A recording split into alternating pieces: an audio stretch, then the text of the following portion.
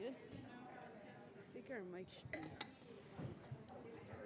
Okay. My kid was doing the mic check earlier, so I'm sure they're fine.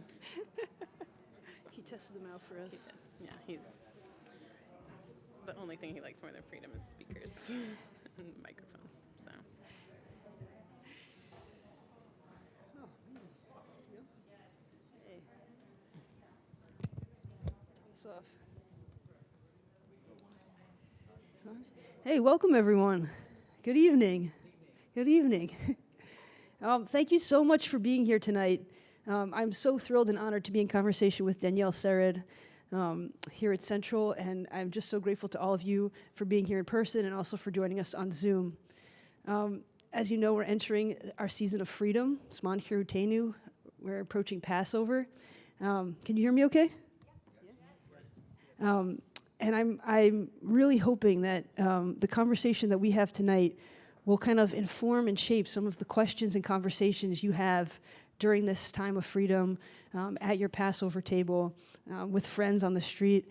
I'm hoping that we can offer a few new insights into the Exodus, the story of the Exodus from Egypt, and also what it looks like to be on that march to the Promised Land.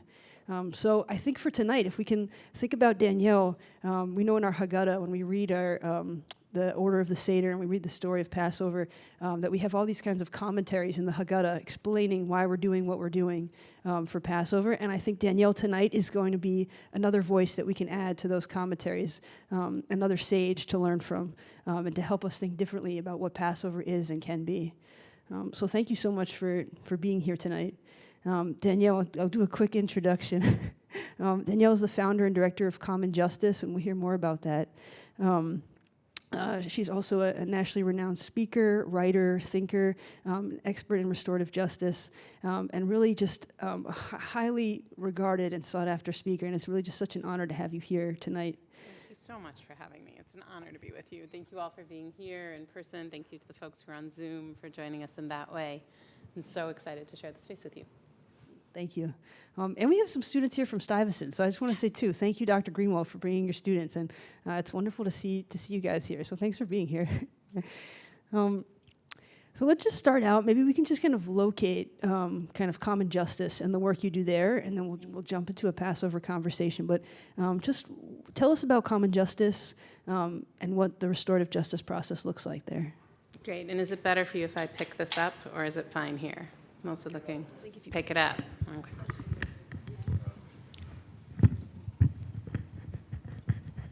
My child was here checking the mics earlier and didn't release it. Great. How's that? Good. So thank you so much. Thank you for this space and for gathering together now, as we enter into this really sacred time. And I have long had the privilege of being the executive director of Common Justice, where we develop and advance solutions to violence that meet the needs of those harmed, advance racial equity, and don't rely on prison. And at the core of our work since the inception has been a restorative justice-based program that serves as an alternative to incarceration and victim service program. So in cases of serious violence, things like stabbings, shootings, gunpoint robberies, if and only if both the prosecutor and the victim of the crime agree, the case is diverted from the court system to us, where after extensive preparation, the person responsible for that harm sits with the person they've harmed. They acknowledge what happened and its impact, and they reach agreements about how to make things as right as possible. Over the next year, the person who caused that harm fulfills those agreements while going through our violence intervention program.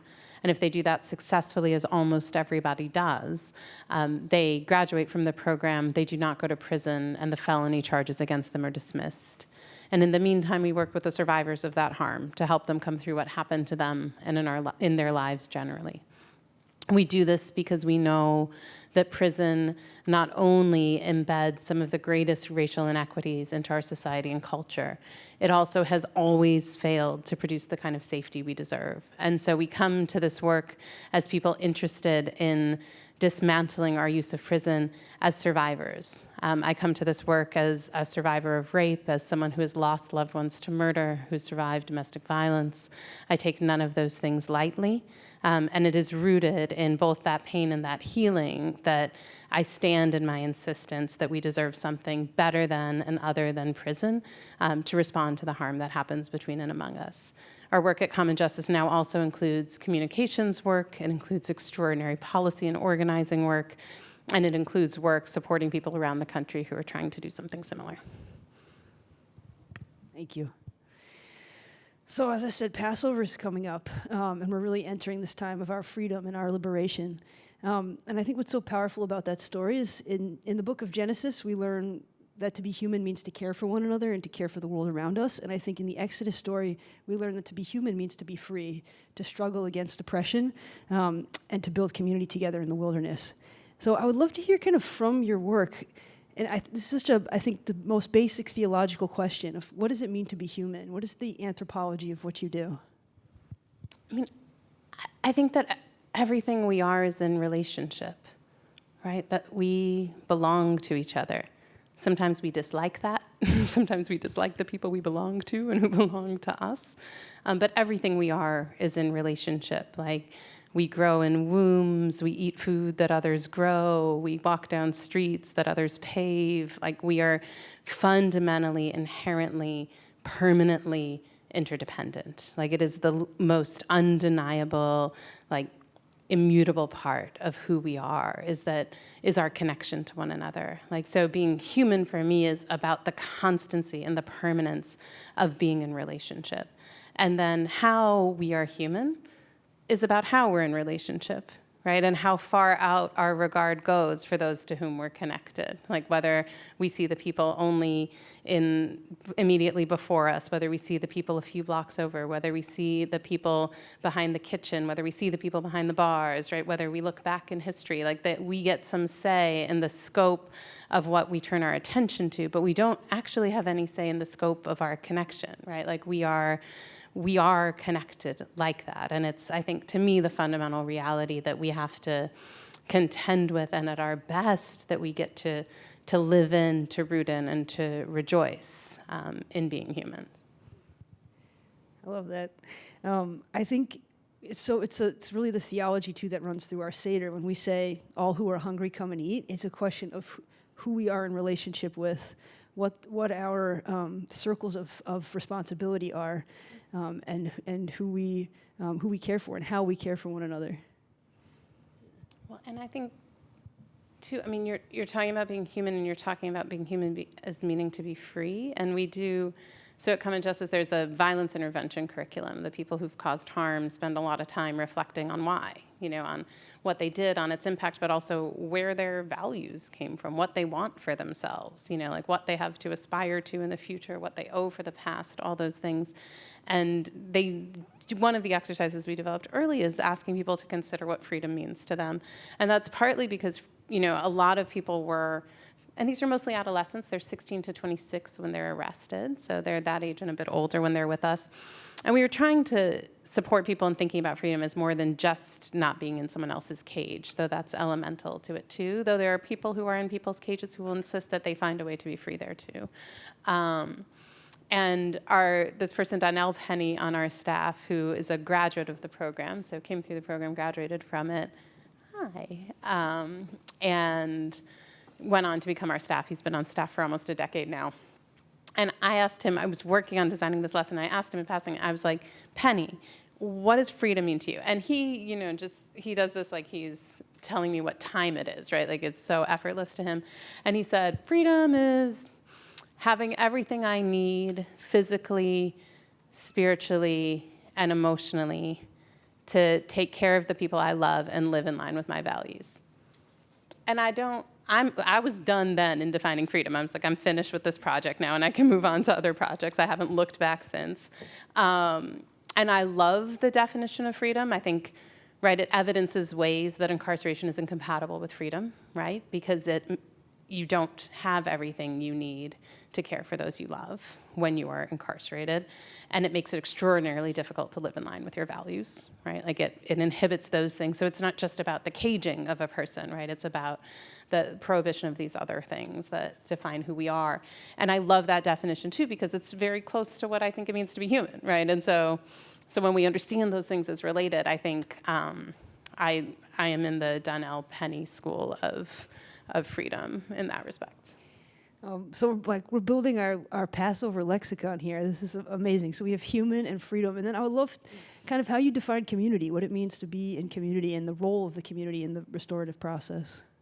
Yeah, I mean, I think, in that sense, I think the community are the people we belong to, right? And I think we underestimate belonging. I think belonging is something that it's not just blood family, right? It's a thing we nurture and cultivate and build with one another. It's a thing we choose. We can choose to belong to people. We can choose to exclude people from our circles of belonging. And so we have an enormous amount of agency in how we decide that. And I think so much of whether we live up to being the best we can be as people comes down to the question of who we define as the people we belong to, right? Do we belong to people, just to people who look like us, who live like us, who live near us, who never cause harm, who don't do wrong, at least within a certain list of things we've decided are permissible, whereas other things are allowable and normalized, I think our community is that. And I think we're dishonest if we define our community so narrowly that it doesn't include all those people on whom we're dependent to live the lives we live. And we're also dishonest if our community doesn't include the people who suffer the downsides of our privileges, right? So there are privileges we have that don't create a negative reverberation for anyone else, right? There are things that we can do that are doing them doesn't preclude anyone else from doing them.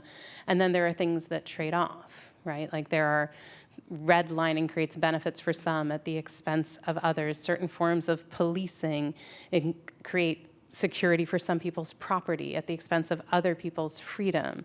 That should be familiar to us from the founding of this nation, where we say, actually, people's property is so sacred to us that we will elevate it above someone else's freedom should harm come to property, right? Like that's ingrained in us from the beginning.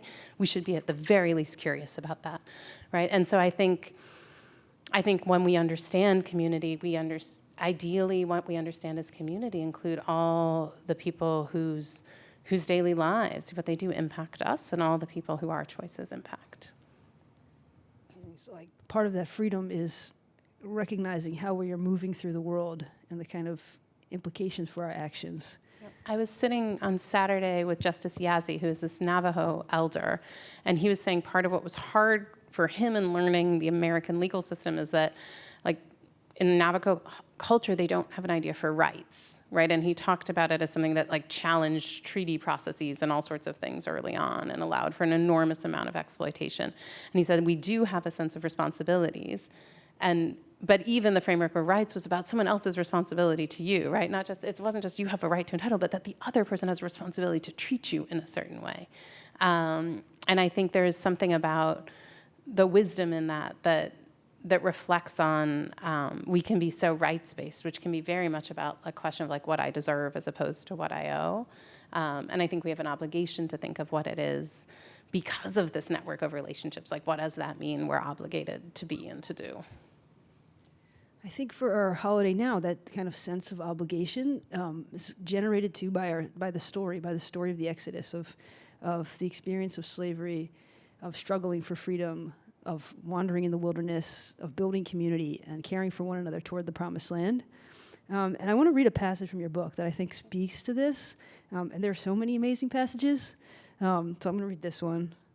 And these are Danielle's words, but I'm going to...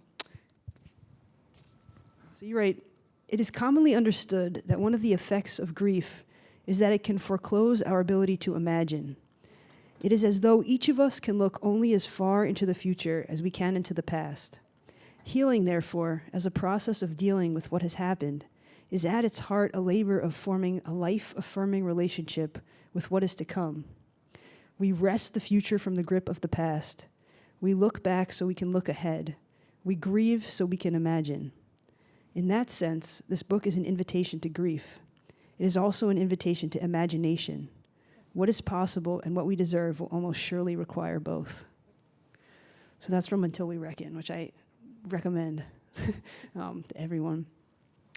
I think often when we're thinking about the story of the Exodus, we are asking for an active imagination. We're imagining that promised land. We're saying next year in Jerusalem, in a kind of an imagined Jerusalem, a promised land that doesn't exist yet.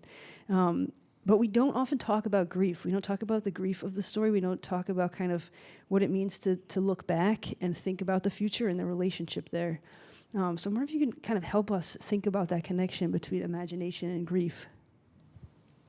Yeah, I mean, I think some of this just shows up in like the psychological literature, right? Like that one of the symptoms of post-traumatic stress is a foreshortened sense of the future, right? That like when we undergo serious pain, it makes us hard to think far out, right? That like what becomes possible to us, we get very stuck in the day-to-day of moving through. Like, can I inhale this next inhale? Can I exhale this next exhale? Can I take this next step? Can I plan as far as tomorrow? But the active imagination becomes largely like unavailable to us. And so that like one of the things the difficult past steals from us is the future, right? Like it doesn't just change the past. But then the other part of that is that like we have this capacity to heal, right? And that in doing that, we can get that future back. Like the future is always there for us to reclaim in one way or another, especially if we do that in relationship and with love and with care, and we're supported in doing that and all of those things.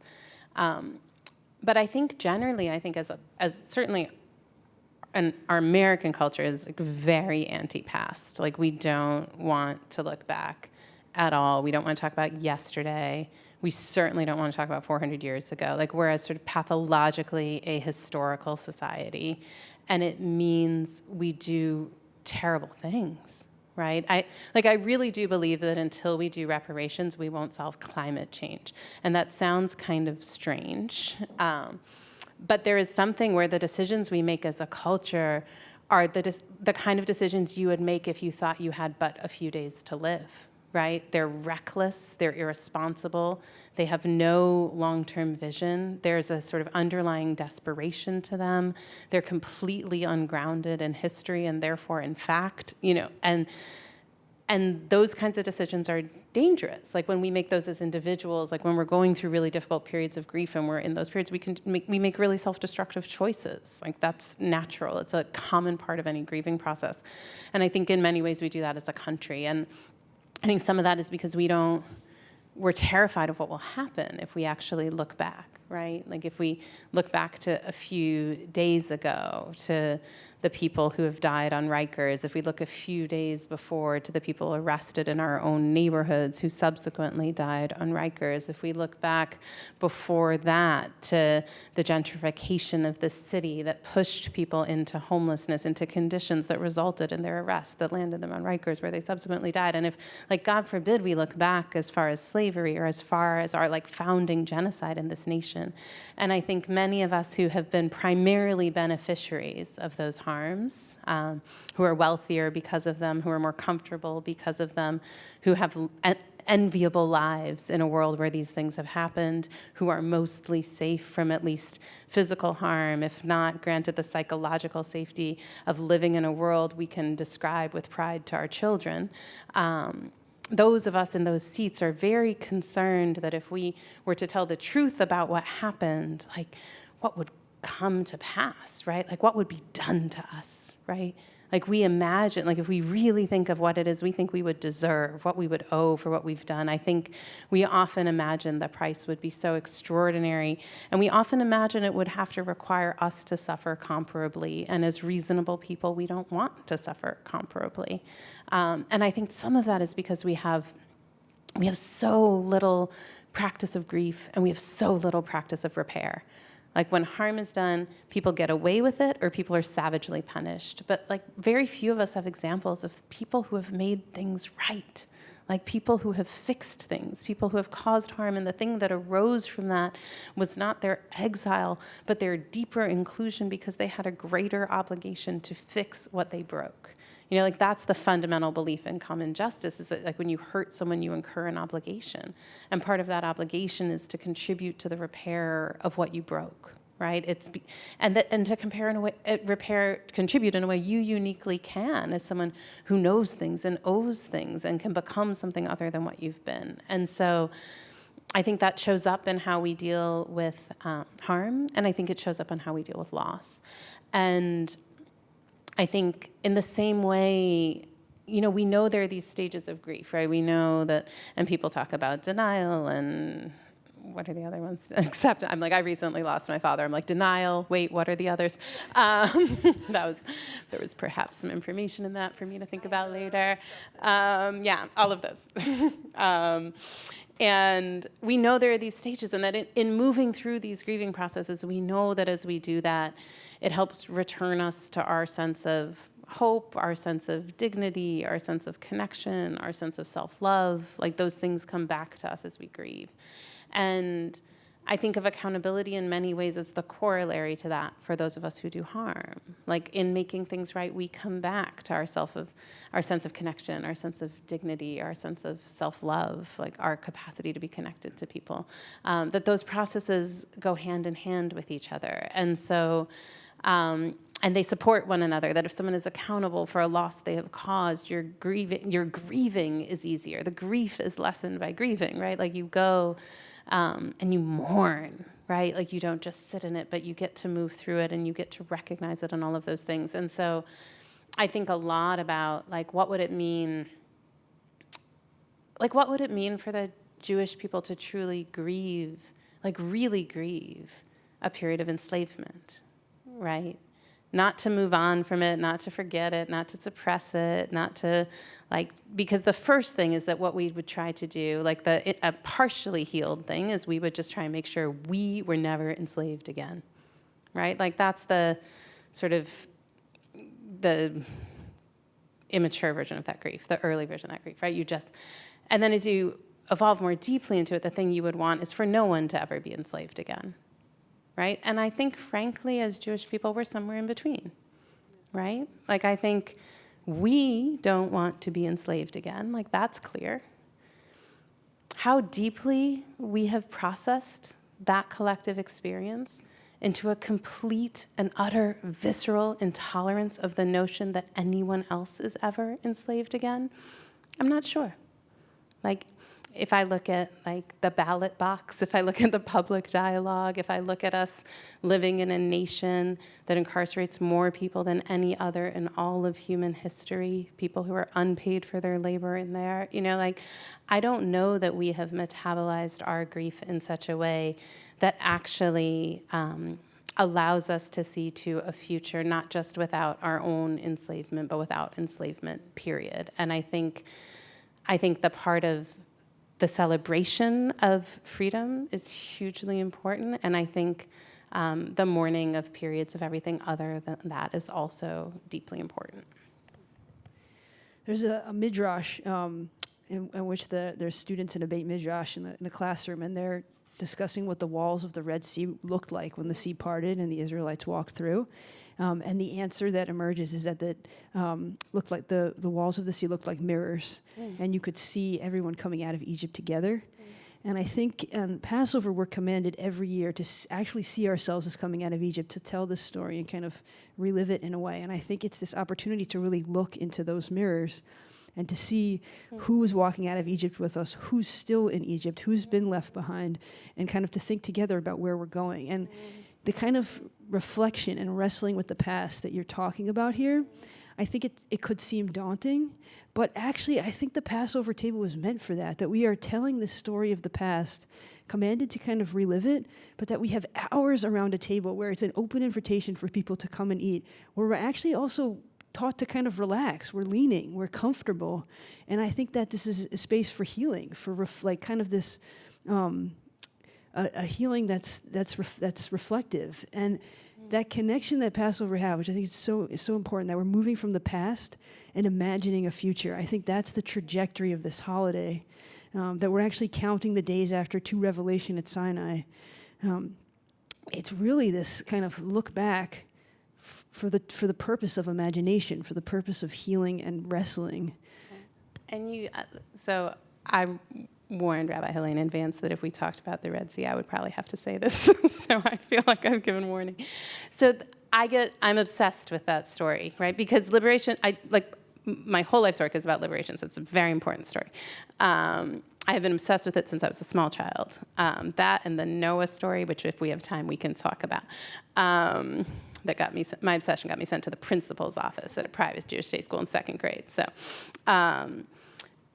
the way we normally tell the story of the parting of the seas is that a very charismatic man, Moses, with a big staff and connection to powers above, sort of stands there and raises his staff, and the powers to whom he's connected open the seas and everyone crosses. And we tell it as though people's, maybe their ankles got a little damp, right? And that is not how I read and understood the story as a child, and I think it's a terrible version of the story. The story as I read and understood it is that in fleeing, we come to the sea, and it stretches before us deeper than we could ever walk across. And behind us, bearing down on us, is an army of people who would enslave us again. And we step into the sea. Moses is like, hey, God, could you part the waters? And God's like, do. Because God, the thing that needs to happen hasn't happened. And it's not actually Moses pressing the whatever button. It's not a game show, right? And we decide that we will never be enslaved again, that we would sooner die than be enslaved again. And we step into the water, all of us, and we walk. And the water doesn't part, and we look back, and we keep walking together until we are here. And then Moses calls on God to part the sea, and God parts the sea. And that's a very different story because it has huge implications for what we need to do to become free, right? The first version is you need to find a really good charismatic leader, and philanthropy should give all their money to them, and then we'll be cool, and if the leader knows the mayor, all the better, right? That's the strategy the first version points us toward, very popular. And the other strategy is a strategy, it's about movement, it's about organizing, it's about collective action, it's about understanding that that leader, absent the full will and dedication and power of the people who understand their lives are at stake in it, whose values are actually more important to them than just taking another breath. That is how we get liberated, that is how we move. And I think if that's the story we're telling at Passover, and you're lucky that, because normally I'm 4 hours in with just a sprig of parsley and quite a few sips of wine when I tell this, and it's a slightly more animated version. But I think if that's the Passover story we're sitting with, then the question, it goes back to relationship, right? It turns us to each other. It's who is going to walk with us into the sea? Who will we not leave behind? And also, how do we build trust that all of us together will keep moving? And I think that invites really different question than who do we know with a big staff? Yes. Wow. Our sages, they read this, it's Nachshon, it's not Moses. It's someone who volunteers to walk in and who's followed by other people. And it is that moment of, I love how you told that this uncertainty of if they will survive, they're risking their lives here in this act of hope, of trust in one another, not necessarily in God. So that's beautiful. I think that, so let's stay there, because I think we have this kind of radical way of thinking about Passover right now, where we're thinking about liberation and freedom and relationship and healing, and kind of using this space as a way of wrestling toward imagination. And I think sometimes that the symbolic power that happens at that table and the conversations, they're hard to translate when we leave the Passover table. And they get lost in these moments of, I'm walking into the water and am I going to drown? Is this going to work? When we push for bail reform, when I'm going to Rikers Island, when I'm thinking about parole reform and clean slate and all these bills, what's going to happen? Is this dangerous? All these So how, I think if we're, thinking about this, how do we wrestle with that fear in this very real context? And you every day are seeing this, and I think we hear it in the congregation, and how do we deal with on the ground with violence and, questions of safety, and how do we translate these moments of power that we have at the table, the Passover table, into these kinds of real world conversations where maybe our safety sometimes is on the line. Maybe we feel uncomfortable. Yeah. I think it's right. It's like, what does Passover tell us about an alleged uptick in crime? Right? Like, which seems like a weird question, but right, it's like, I think, no, and I so appreciate the invitation to make that connection, because I think if the places of our deepest values are disconnected from the places where we exert power, we're in trouble. Like, we're gonna end up causing harm. So I think the city is we're in a really complicated moment, right? There's a generalized experience of an increase in crime. A lot of the data doesn't support that, but that sort of doesn't matter. Like, the data is kind of, if anyone wants to say the data supports it, we can debate it, but that's not the point. Like, the point is that we don't feel safe in a way we once did. Most of us, both people who are highly unlikely to be hurt don't feel safe, and people who are highly likely to be hurt don't feel safe. And there are sort of different things going on in those spaces, right? So, because when crime goes up, it doesn't go up evenly across the board. We should be honest about that. And the places where it goes up the most are the places where we should be seeking answers. So we should be, if we want to know what to do about an uptick in crime, we should be in East New York and Brownsville asking. If we want to know what to do about an uptick in crime, like, better to sit with mothers who have buried their children than storekeepers who've had stuff shoplifted. Like, I have a nearly 4-year-old child who was here until he had to leave for his bedtime, and I don't frankly care that he's growing up in a world where people shoplift. I really don't. Like, I don't, and I have no difficulty explaining it to him. I'm not like, what's an age-appropriate way? I'm like, sometimes people do silly things, and also sometimes people who don't have things they need take them, especially if they don't have money. Like, this is not, I'm not worried about it. It doesn't make me question whether I did the right thing bringing him into this world, right? Like, the real question for me is about, like, it's about violence, it's about harm, it's about the things we do to one another that cause lasting and sometimes irreparable pain, right? And so the truth is, right, murders are down, all of that, these things are true, and yet if murders are more than 0, they're up. They're up compared to how we should all be living, right? They've always been too high. Black and brown people in America in particular have never had the level of safety that they deserve. And in the last few years, especially at the height of COVID, it's like we did a sort of a sociologist's dream experiment, but one they could never get past the IRB because it was so unethical, because we kept police and courts and jails, and we shut down schools and community centers and churches and soup kitchens and after-school centers and everywhere else people could gather. And we even created cultures where like, you couldn't go to your neighbor's house because you might get them sick. So we severed relationship, and we kept law enforcement, and crime went up. The notion that we conclude from that experiment that the thing that reduces crime is law enforcement is weird. That is not what depleted in that time. What that teaches us is that the elements in our society that keep us safe are our relationships. They are the places where we are held, where we are fed, literally and figuratively, where we are educated. They are the places children can go and feel safe, including if that's not their own home. They are the places where we gather, where we make meaning of what is happening, where we become who we're going to become. That, like, those are the things that underpin our safety. And that when those things are diminished, we become unsafe, right? No matter what, no matter how much policing we maintain. The notion that we would, in the face of serious violence, double down only on things we've already done, to me is morally intolerable. As someone who buried more of my friends before I was 18 than most people should before they're 80, as somebody who has, like, held mothers in my arms when they collapse at the side of their children's caskets, there is something about that weight that just gets inscribed in, like, the marrow of your bones.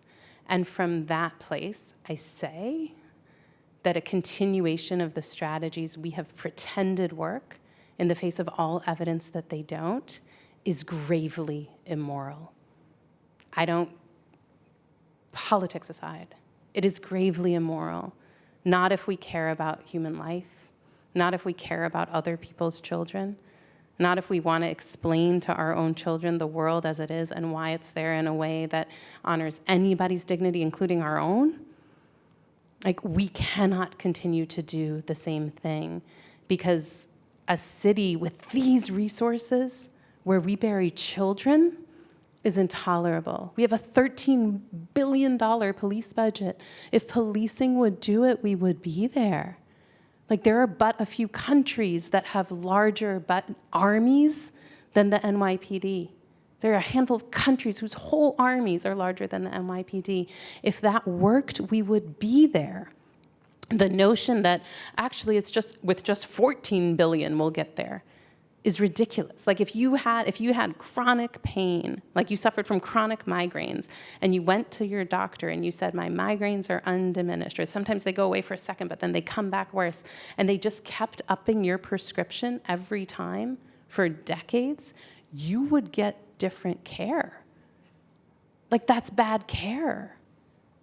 And so I think as a city, and this relates to grief and imagination, all that, like, the other thing that forecloses imagination is fear. Like, we get scared, and when we get scared, we do the things that we're used to. It's like, I think about sometimes like people who train in martial arts who just repeat the same move 1,000 times so that in a moment of conflict, right, in a moment when their life is threatening, they can go back to that move, right? Because we know that when we feel afraid, we just do the things that are most familiar to us. That's normal. We don't have to be ashamed. We don't have to be mad at ourselves. And we also are not actually in imminent danger when we're making these decisions, right? When we're making a decision about our city budget, when we're making a decision about whether or not to close a jail, when we're making a decision about sentencing reform. Those are not moments where we're in imminent danger, which means we have the privilege and benefit of stopping and thinking with our whole human brains. And I think about often one of our very first cases in common justice. I said 90% of victims say yes when they're offered common justice. That's strange. Fewer than half of victims call the police in the first place. Another half don't make it past grand jury. So the people who are still involved in the criminal legal system are largely there to pursue the incarceration of the person who hurt them, right? They're the jailingest subset of victims around. And when early on I was at the time doing outreach to people, like when we'd offer to victims whether they wanted the program, whether they wanted help for themselves, whether they wanted the person who hurt them in the program call. And there was a case where the person who was hurt was a 14-year-old boy, and so I had to call his mom, unenviable, and ask her what she wanted. And she said to me, you know, when this first happened, first I wanted that young man. She didn't use the word young man. She used a different word, but I'll use young man. She said, first I wanted that young man who did it to drown to death. And then I wanted him to burn to death. And then I realized as a mother, I don't want either of those things. I want him to drown in a river of fire so I don't have to choose. And she said, but 3 years from now, he was originally facing 15 years, had been negotiated down to 3. She's like, my 9-year-old will be 12, and he'll be coming to and from school, to and from the corner store, to and from his aunt's house alone. And on one of these days, he's going to walk by that young man on the street. And I have to ask myself on that day, do I want that young man to have been upstate, or do I want him to have been with y'all? And she said, now, while the truth is, if I had my machete, not a machete, my machete, I would chop him to bits and bury him under my house and sleep soundly for the first night since he dared lay his hand on my baby. The truth is, I'd rather him be with y'all. So what she's doing is what we do as survivors. There are two things we can't stand as survivors. We cannot stand the idea of going through it again, and we cannot stand the idea of someone else going through what we went through. And so in faced with a choice, she's going to choose the things that prevent the things she can't stand. Not because she's merciful, not because she forgave him, not because she loves him, not because she read the new Jim Crow, right? She's going to do it because she wants her child to live, and she wants children like him to live. And I honestly, as someone who has a child now, I have warned District Attorney Gonzalez that if someone hurts my child, he'll probably be seeing me in his court. You know, like, I don't know that I could restrain my natural desire for revenge. I don't know that that was that mother's obligation to be able to make that move. But surely it is a criminal justice system's obligation to prioritize safety over revenge. I don't know what moral basis we have to say that we will actively choose something that makes people less safe, which prison has been demonstrated to do over and over. The evidence shows it as criminogenic, meaning people, similarly situated people who are incarcerated are more likely to cause more and greater harm than people who get away with it or get other alternative sentences, right? It's a criminogenic thing. It makes us less safe. I don't know where we find the right to make other people less safe in order to satisfy our feelings for revenge about harm that wasn't even done to us personally. Like when I look for the moral basis for that, and when I see the transformation our survivors experience, the people who've been harmed, I don't know what basis we have to look them in the eyes and say, we are going to foreclose this option for you because we're mad about what happened to you. Like, I don't know where our basis is. And so I think the danger, the thing that we do if we don't really sit with our fear and do it, like, and it's the same as if we don't sit with our grief, is that we rebuild Egypt just with ourselves as masters this time. And I don't think we are immune to that risk. And I think, to my mind, like, we are not at immediate risk of being enslaved again. Like, we are at great risk of recreating a society in which enslavement exists. And I think that's where our deepest work is in this time. I just want to kind of amplify that what you are doing centers the voices of people who have been harmed, centers the questions of safety for the entire community, that this is a conversation about public safety, and this is a conversation about victims of crime, that this is what we're talking about. And I think that gets lost in most places and in most ways when we talk about crime and violence. So I just want to make sure everyone's hearing that. And the question of, are we rebuilding Egypt? I feel like that is another question to ask. How are we rebuilding Egypt even is another question to add at our Passover Seder. And we have the 4 children of our Seder, and they kind of, the conversation that they have is really a conversation around accountability of what is our, now that we know this story and we know the symbolism of the story, what are we accountable to? What does it make us accountable to in the world? So how do you think about accountability in your work when you think about the person who has caused harm, the person who's experienced harm, the community, family? What does accountability look like? Yeah. So I think we often conflate accountability and punishment as though they're the same thing. We say someone has to be held accountable, and by that we mean the person has to be punished. And the more I do this work, the more I'm persuaded that not only are they not synonymous, they're antithetical. Punishment is passive. It's something that happens to us. All I have to do to be punished is not escape it. Accountability is active.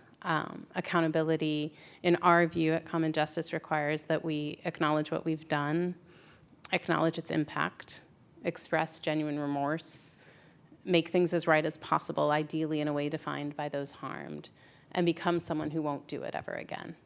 Right? And this scales up. Like, when my kid throws a Cheerio, he has to say, he throws it, and I said, did you throw it? And he says, no. And I said, did you throw it? And he says, yes.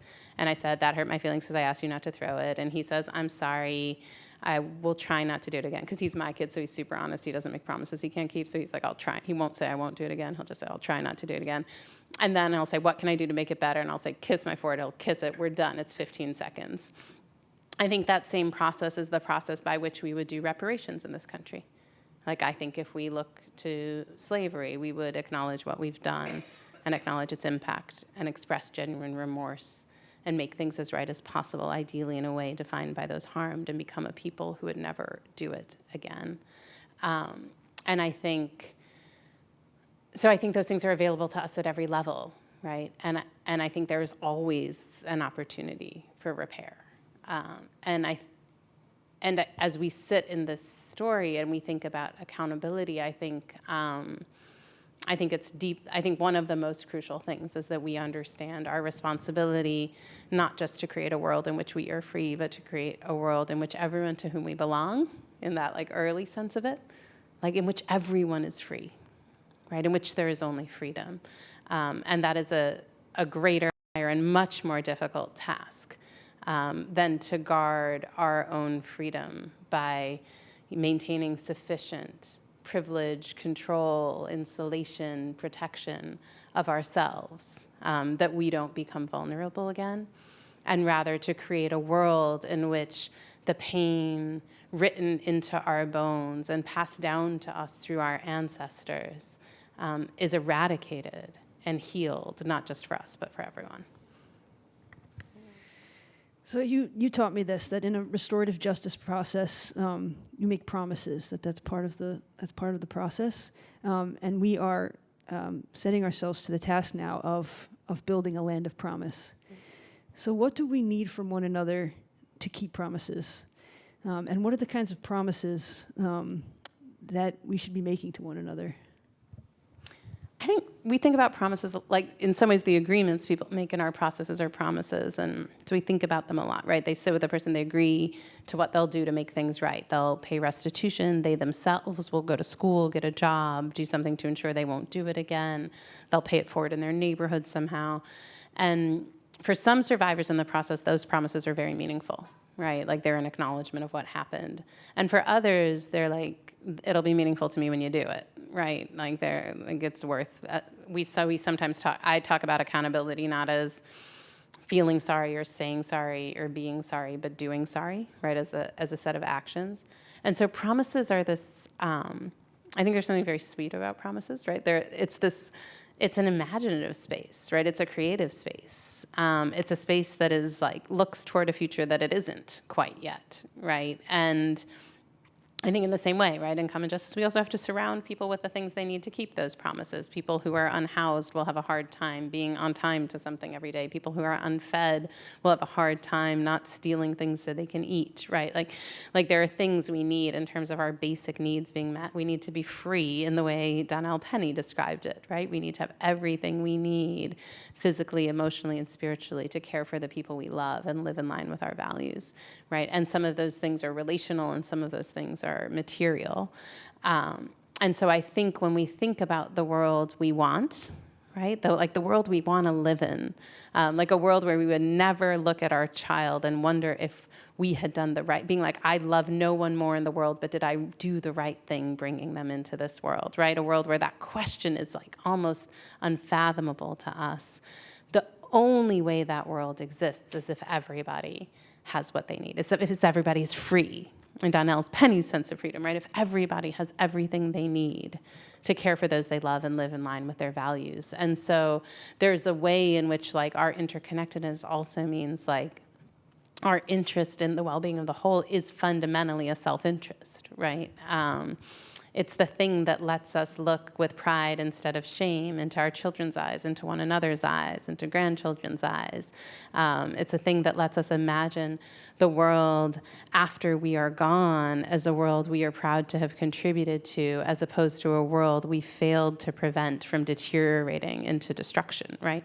And that would be nice to feel, that would be, and I think it would be a different way to feel than most of us feel in the world as it is. And so I think there is something, in the same way grief forecloses imagination, imagination also breaks open grief, right? They have trouble coexisting, right? And so when you can find your way to imagining something else, something happens in that space of what was lost, that it starts to become permeable. It starts to become permeable to healing. You start to find that it can change, that it's not as fixed as it felt, I went and got a massage once and I was thinking why is this person rubbing my bone for so long, until it turned out that it was a muscle.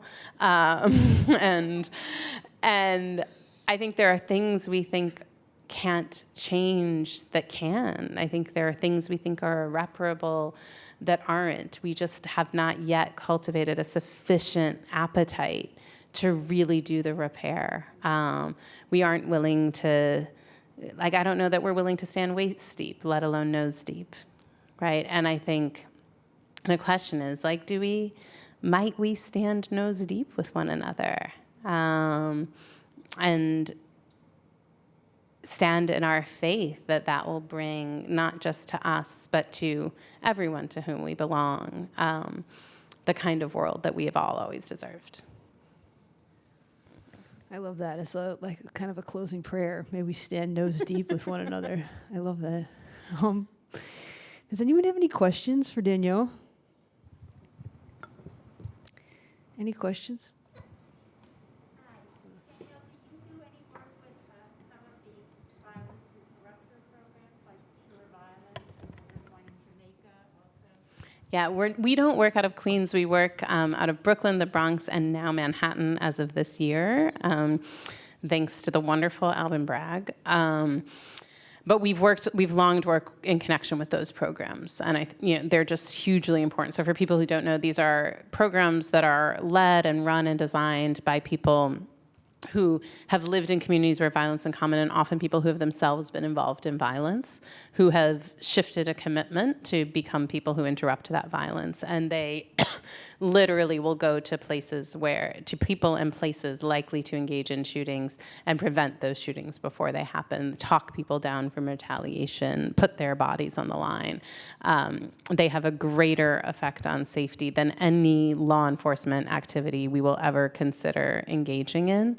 And in the course of that, they also, they build up rather than break down the people whose behavior they're interrupting. And so we've worked with them for many years. We've done cross trainings on understanding vicarious trauma too, and what it means to be someone who has survived violence and who does the work to prevent it, and how to keep ourselves as healthy and whole as we can in the process.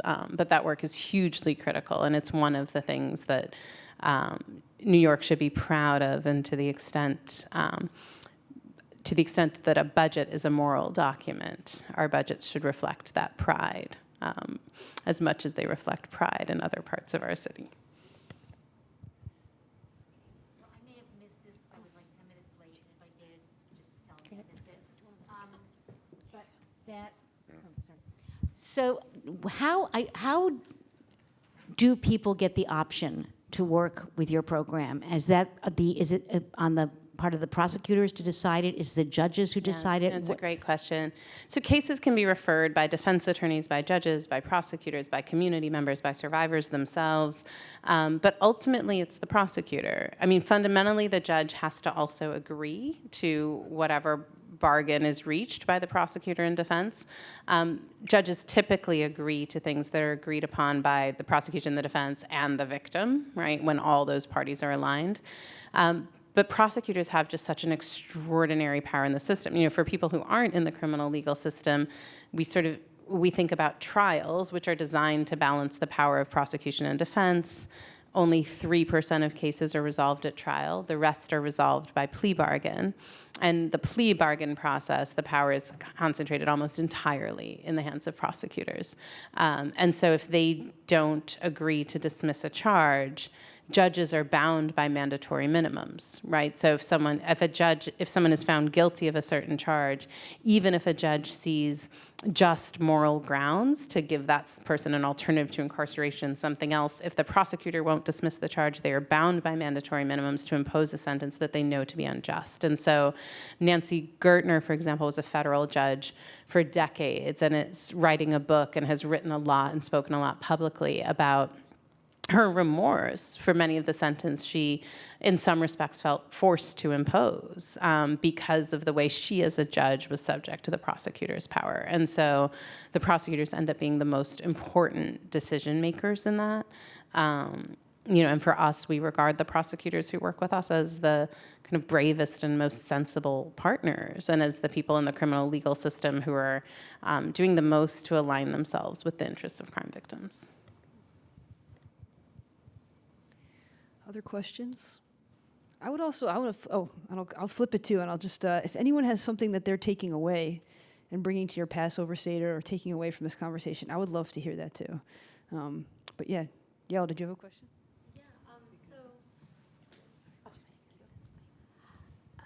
So, we hear a lot about the, prison populations rising and conditions deteriorating, and once in a while I'll hear about, amazing programs like yours. So what is the rate of acceleration of this taking hold more, across the country, and how can we, I don't know, what can we do to amplify? I mean, I'd just love to hear more about this taking off rather than our prisons. Yeah. I mean, so we're working closely with incredible partners in Jackson, Mississippi at the People's Advocacy Institute there. There is a similar program in values and orientation at the Freedom Community Center in St. Louis. There's emergent work in Nashville at a place called the Rafa Institute, and jurisdictions all over the country that are starting to have real appetite for it. I will say even here in New York City, the politics surrounding it remain complex, that prosecutors are not universally lauded for what they do when they make these kinds of choices, and not just common justice, but choices like them.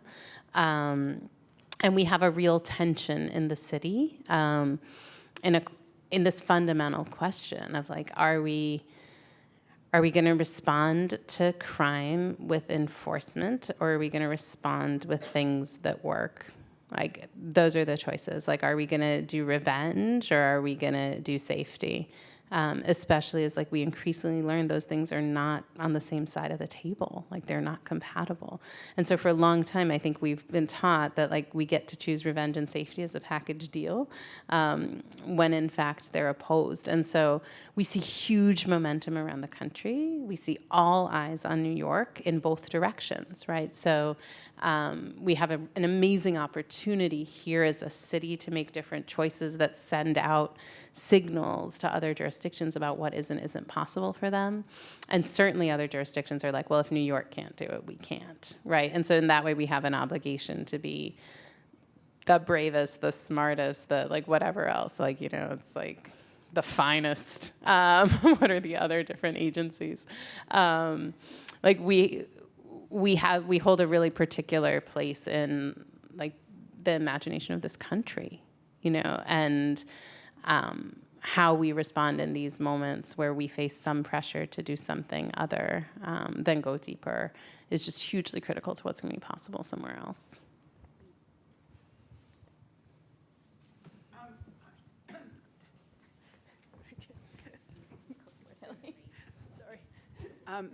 How do you educate people to this kind of justice as opposed to, and what are the political repercussions in New York State, a liberal state? Lee Zeldin did very well on crime and justice, but not your kind of justice. So it seems like we have a really long way to go, and a difficult road to kind of make this more universal. Yeah. No, yes. We have a tiny nascent 501c4, and when it's fully established, I'll answer that question even more directly. I think, so look, right, on the one hand, I'm the big question is, do we or don't we want Black people to be full citizens in this state? That's actually the question we're litigating in 1,000 different ways. Do we or don't we want that for real? And are we going to put our resources there? Are we going to make that? What if that is the non-negotiable? And then everything has to relate to that instead of something else be the non-negotiable, where that becomes continuously negotiable around the comfort of some, right? And so there is just a fundamental question that we have to talk about it, we have to name it, we have to steer into it. I think if we sidestep it, we'll find some middle ground. I think we've long learned there's not a lot of middle ground left in the country. It's we're intent on standing on a cloud. It's very appealing, but it just doesn't hold your weight. And so I think we have to recognize that that's very often the question we're answering in whatever conversations we're having. That's the long-standing debate of this nation, and still is.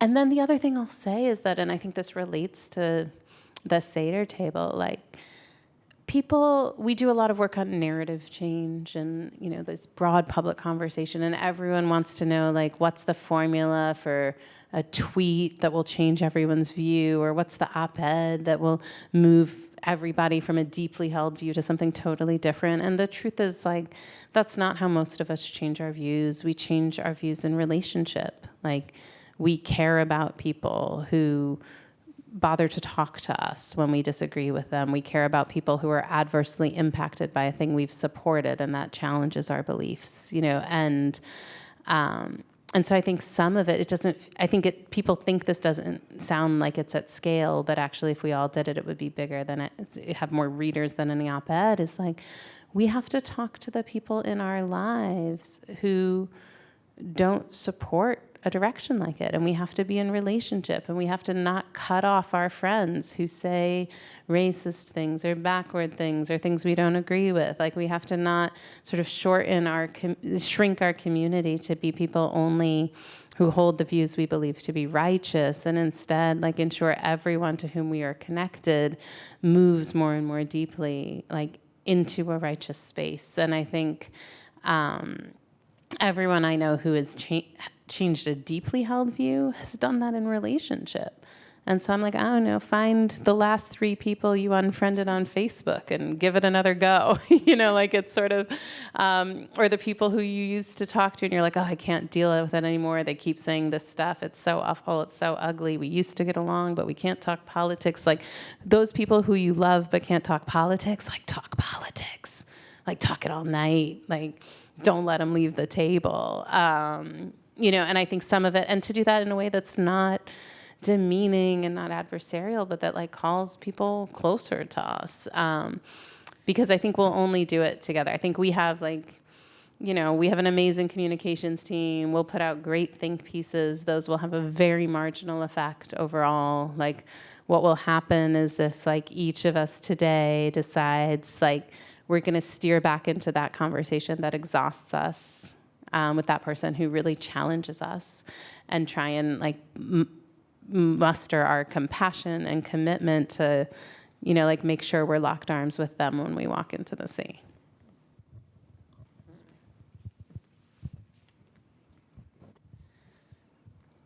I think this last question. Thank you. So you talked about how in reformative justice, things are so such a path is, like, set up around a obligation to a promise.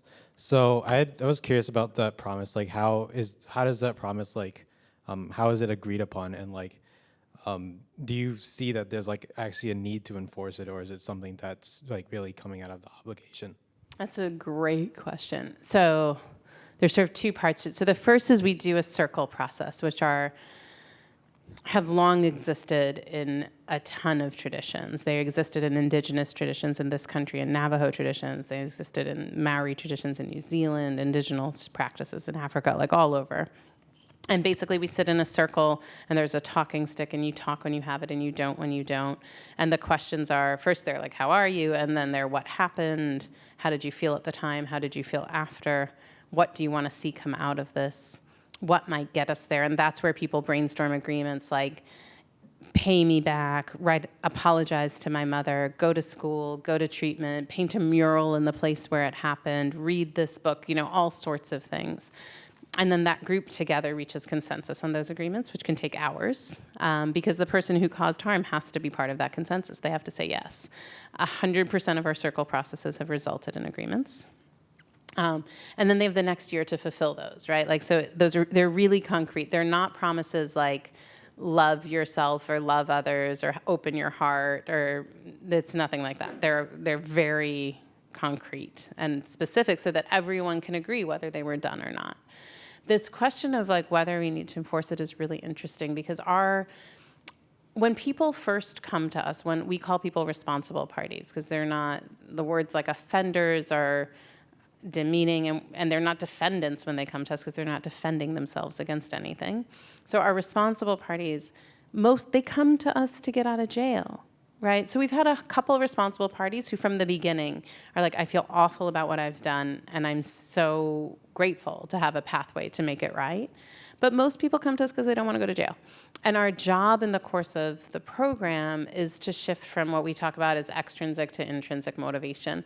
So from being motivated by the threat of incarceration to being motivated by something internal, right? Being motivated by the fact that you gave your word, by the kind of person you want to be, by the kind of life you want to lead, by the fact that you now have hope for your education, your career, that you've reconnected with your child who you want to raise, right? That all of those things move you to keep those promises, so that by the end of the program, by the time someone graduates, it should be the case that if like a month before we were like, oh, by the way, we won abolition, there are no more courts, there are no more prisons, so you don't have to come back, that person would finish out keeping those promises, because the motivation for that is here. Like one of our like first or second person to graduate, because he was our second to graduate, his nickname when he came to us was the Enforcer, not for enforcing high ethical standards. And after he graduated, we hadn't had many people graduate. It turns out now we did an analysis of people who graduated in the last 10 years. Only one was reconvicted of a new violent felony. And even that was a gun possession, not use. Find me a prison that can say that, and they can have this mic. I mean, it's not my mic to give. They can have something that's actually mine, like offering your property to the prison. No prison can say that. We'll just leave it as that. And so now we know that those outcomes are just actually extraordinary. But we couldn't know at the beginning. And I asked him, I was like, so now that this is done, are you just going to go back out there and do the same thing? And he looked at me and he said, nah. And I said, could you say more? And he said, no, it's just that the judge is in here now. Right? And that's that. I mean, I think that's aspiration for all of us, right? Like all of us are motivated by a combination of intrinsic and extrinsic motivation. Some things we don't do because they're wrong, and some things we don't do because the price for doing them is too high, right? But those of us who are most moral, like the one person you never escape is yourself, right? Like there's always somewhere where there's no police. There's always somewhere where there's no parents, no boss, no somebody, right? But you're never anywhere without yourself. And so for us, like our belief is like the best place to situate our accountability is in each of our own hearts. And so the design of the program is to attain that over time. And we're not naive enough to believe that that's our starting point with everyone. But we are clear-sighted enough to know that every single person has that capacity as part of each of our fundamental human dignity, that we have not met anybody who doesn't have the capacity to like locate and grow that within themselves when they're in an environment that honors that says what you did was dead wrong, and you are deserving of love and respect, and you owe something, and we are going to support you in fulfilling that obligation. Like each of those messages is the exact opposite that people get in the criminal legal system, where they're told, their defense attorneys tells them rightly to say they didn't do it, and then they take a plea to something that's either a subset of what they did or not quite what they did, and they're sent to a prison where they are prohibited from contacting the person they hurt, so they can't apologize, they can't send money, they can't do anything. They're isolated from a community they can benefit, they can't fulfill their obligations, or surrounded by violence. Like none of those things, those of us in the business of ending violence aren't confused about why prison doesn't work. Like the main drivers of violence are structural. They're poverty, they're inequality, they're bad schools, they're insufficient healthcare, right? They're those things. But on an individual level, the core drivers of violence are shame, isolation, exposure to violence, and an inability to meet one's economic needs. And the core features of prison are shame, isolation, exposure to violence, and an inability to meet one's economic needs. So we've baked into our core responses to violence exactly the things that generate it. It's like showing up at a house fire with a hose full of gasoline. Like you don't get to act surprised when the flames rage higher. It's not honest. And so what we do is we look at the core drivers of violence and we try and invert them. Right? We try and help people resolve shame through accountability. We combat isolation through connection and relationship. We help people heal exposure to violence and actually like grieve loss and heal through it.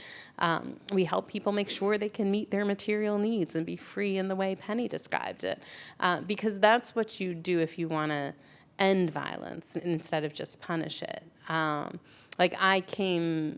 You don't have to hate prisons to want to to want to end prisons. You have to hate violence to want to end prisons.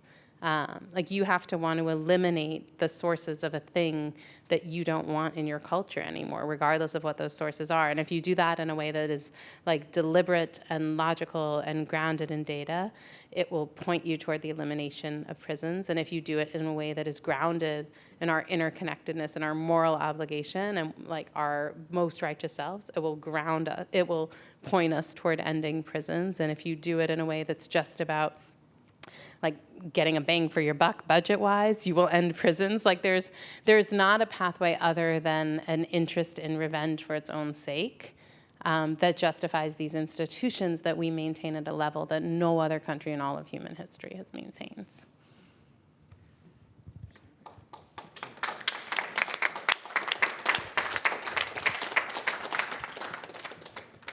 Thank you. First, thank you all for being here tonight. And I want to thank Theo, who's running tech, and Julia for coordinating logistics here. And Eric, who set up the room for us. And thank you guys so much. Thanks to everyone who's on Zoom. And thank you all for being here.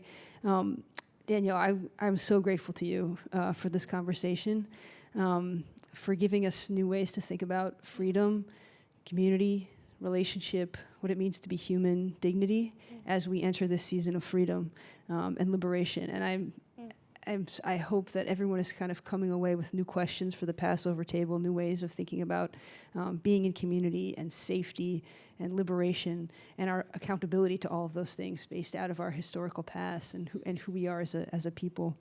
So I'm just so grateful to you, and I'll just to kind of bless all of us. You told me over the phone, kind of, you asked the question of what people need to keep their promises, and you said to be held with dignity, honesty, and love. And so I kind of pray for all of us that as we enter this season, that we hold one another with dignity, honesty, and love, and hold ourselves in that way, so that we can keep our promises and build that land of promise together, and walk in nose deep. So thank you so much for being here. Thank you so much. Thank you all. Thank you, everyone.